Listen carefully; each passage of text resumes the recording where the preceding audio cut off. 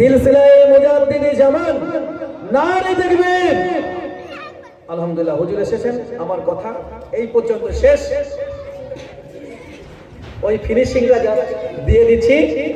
তো আমি বুঝাতে চাইছি, আপনার এই বিপদ থেকে উদ্ধার যদি হতে হয়, উদ্ধার করবেন কে? আল্লাহ। এই বিশ্বাস তো করি।